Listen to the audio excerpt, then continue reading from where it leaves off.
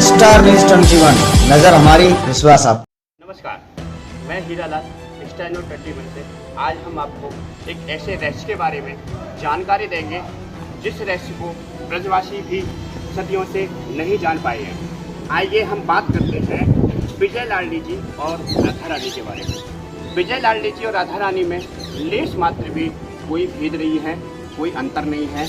केवल एक लीला मात्र से ये हमें देखा जाता है कि विजय लाडली जी और श्री राधा रानी में क्या लीला भेद है। लीला के अंतराल में हम अगर चलते हैं तो जो हमने सुना है, जो हमें जानकारी मिली है, और हम आपको प्रमाणित भी ये दिखाएंगे कि विजय लाडली जी और राधा रानी क्या हैं और किस रूप में हैं, किस भाव में हैं। यहाँ हम आपको एक बात लेके चलते हैं। द्वापर काल में बाबा ब्रह्मन जी ने विजय लाडली जी की ही आराधना की थी। वही विजय लाडली जी श्री बाबा ब्रह्मन जी की लाली यानी ब्रह्मन नंदिनी राधा के रूप में प्रकट हुई। वहीं आपको लेके चलते हैं हम श्री नारायण भट्टी जी के वंशज श्री कृष्णानंद भट्टी जी के पास। वो आपको पूरा ये बताएंगे कि प्रमाणित कैसे विजय लाडली जी उत्पन्न हुई थी और श्री राधा रानी जी कैसे ये लीला आगे बढ़ी। वहीं कलयुग की हम बात करें तो मुगल शासन में जो मुगल काल था, उस समय में मंदिरों का जो विध्वंस हो रहा था, मंदिरों के आताताइयों के कारण जो उनका विनाश हो रहा था, उसे देखते हुए कहा जाता है कि राधा रानी का जो श्री विग्रह है, जो नारायण भट्टी जी ने जिन्हें प्रकट किया था, वो श्योपुर पहुंच गई थी। लेकिन श्योपुर ज़्यादा समय लाडली जी ब्रज को छोड़कर रह नहीं सकती थी। इसी लीला को आगे बढ़ाते हुए यहाँ आपने बरसाना में एक श्योपुर कुंज के नाम से सुना होगा। जो श्योपुर कुंज है, वहीं विजय लाडली जी प्रकट हुई एक लाली के रूप में, और जो श्री राधा रानी का जो विग्रह था श्योपुर में, उसे लाने के लिए वो वहाँ पहुँची और उन्हें गोस्वामियों के माध्यम से वो पुनः बरसाना में लेके आई। इसी विजय लाडली जी के बारे में और राधा रानी जी के बारे में हम आपको बात कराएंगे श्री ऊंचे गांव के ब्रजाचार्य पीर से कृष्णानंद भट्टी जी से। जो एक बात विशेष ध्यान रखें कि राधा रानी और विजय लाडली जी में कोई भी लेश मात्र भेद नहीं है। अगर कोई भेद मानता है तो वह भक्ति का पात्र और रसिक भी है ही नहीं। तो इसलिए इसे भेद ना मानकर आप इस लीला का आस्वादन करें। वहीं हम जिस रहस्य की बात कर रहे हैं, वह रहस्य जो राधा रानी के श्री मंदिर में गर्भगृह में दो विग्रह हैं, एक श्री राधा रानी का विग्रह और एक विजय लाडली जी का। जो नित्य सेवा पूजा होती है, जो अभिषेक होता है, वह श्री राधा रानी के विग्रह का होता है, और जो अंदर जो पूजा होती है गुप्त रूप से, वह विजय लाडली जी की पूजा होती है। वहीं यही जो संशय है, यही जो रहस्य है, वो सदियों से बना चला आ रहा है कि किसका तो अभिषेक होता है और किसकी पूजा होती है। पूजा तो वही विग्रह की होती है जो श्री नारायण भट्टी जी ने प्रकट की थी, लेकिन अंदर जो है श्री लाडली जी, उनकी भी नित्य उनके साथ में पूजा आज भी हो रही है और सदियों से होती चली आ रही है। यही हम आपके सामने रहस्य को उजागर कर रहे थे।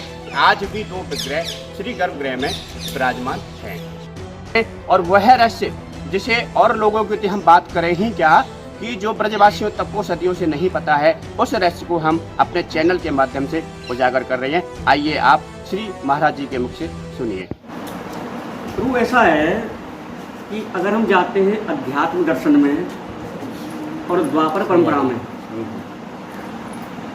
तो हमारी राधा जी के दो रूप हैं, एक प्रेम स्वरूप, एक रक्षा स्वरूप। ये कृष्णकालीन सभी परंपरा है वैसे, अगर अध्यात्म दर्शन में जाते हैं तो। लेकिन इस विषय पे हर एक ना मंथन करता और ना सोचता, क्योंकि तर्क उत्तर का विषय है नहीं। कारण क्या है कि जब श्री कृष्ण पर एक विशेष आपत्ति आई, तो विशेष आपत्ति में राधा जी ने प्रेम रूप हटा करके और संहार और रक्षा रूप ढल लिया। जिन राक्षसों को कृष्ण नहीं मार सकते थे, तो उन्होंने विजय स्वरूप प्राप्त करके और एक कन्या रूप लेकर के उन राक्षसों के सम्मुख, और कृष्ण के शरीर में ही दो रूप है इसके। राक्षसों को वो कन्या दिखती है और कृष्ण के शरीर में ऐसा लगता है कि मेरे अंदर कोई बैठा हुआ है, तो कृष्ण के शरीर में ही प्रवेश कर गई और उन व्यक्तियों पर विजय लाडली ने प्राप्त की और नाम हुआ कृष्ण का। तो जो विजय नाम है वो कृष्ण के द्वारा है और लाडली जो नाम है वो वृषभान के द्वारा है और नंदरानी जो है वो जसोदा के द्वारा है। ये है द्वापर परंपरा। द्वापर परंपरा। आज जो यहाँ पूजा होती है, आज जो विषय है उसमें एक घटनाक्रम है। वो घटनाक्रम ये है कि जैसा हमारे पूर्वज बताते थे और भी बरसाने के बताते हैं, कुछ और भी एक दूसरे का प्रमाण है, जैसे कि एक श्योपुर है एमपी में, वहाँ श्योपुर राजा जिनको कहा जाता था श्योपुर नरेश। तो लाडली जी को कोई यहाँ से ले गया विग्रह को और ऐसा बताते हैं कि वो श्योपुर पहुँच गया। तो जैसे ही श्योपुर पहुँचा है तो एक वृद्ध गोसाई हैं, उनको ये आभास हुआ रात्रि में कि ऐसे ऐसे यहाँ एक स्थान है, वहाँ जाकर आप थोड़ी देर निवेदन करो। और वो स्थान आज भी इसको कहते हैं कुंज। यानी हमारे यहाँ बरसाने की दो जगह हैं, मईभान और कुंज, ये द्वापर से ही चली आई है। तो उस बुजुर्ग ने, अब ये उनकी तारीख की तिथि मुझे याद नहीं है, 250 वर्ष पहली घटना हो या 300 वर्ष पहली हो, तो उस विग्रह के अनुसार फिर भट्ट जी ने जो सेवा की है, जो स्वप्न हुआ है, उससे अनुसार वहाँ जो विग्रह है उसी की पूजा की है, उसी का जब तक अभिषेक हुआ है। वास्तविक जो अभिषेक होता है वो मूल विग्रह का ही होता है। तो आज ये जो परंपरा है कि जब वो नहीं थी, जब तो होता था विजय जी का, और जब ये आ गई तो आज जो परंपरा है वो जो वास्तविक लाडली है उन्हीं का अभिषेक होता है। और जो विजय लाडली है उनको उसी दिन अभिषेक किया जाता है, तो वो गुप्त अभिषेक होता है। वो बगल में आज भी विराजित हैं, आप दर्शन कर सकते हैं। गोसाई जानते हैं इस बात को, और गोसाई भीतर जो जाता है सेवा में, तो राधा जी सामने हैं, उसके सामने विजय लाडली जी का विग्रह है, उसका अभिषेक होता है, उसका भी कराते हैं और गोसाई भी कराते हैं। तो वो अभिषेक अंदर होता है और बाहर जो होता है वो मूल विग्रह का ही होता है।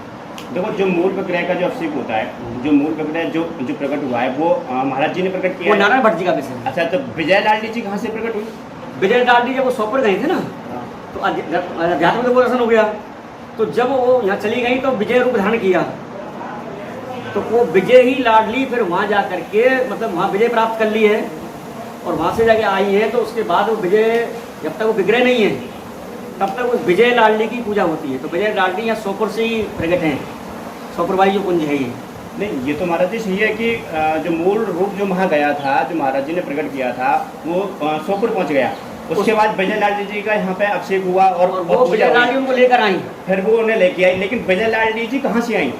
विजय लाडली यहाँ पे जो कुंज है वहाँ से प्रकट हुई। अच्छा, कुंज से कुंज से प्रकट हुई थी। और वो वहाँ जाके फिर उन्होंने संग्राम किया है और संग्राम करके फिर उनको लाई है। और जब जाके वो मैंने कुंज का नहीं बताया, बुद्ध को बताया। मैं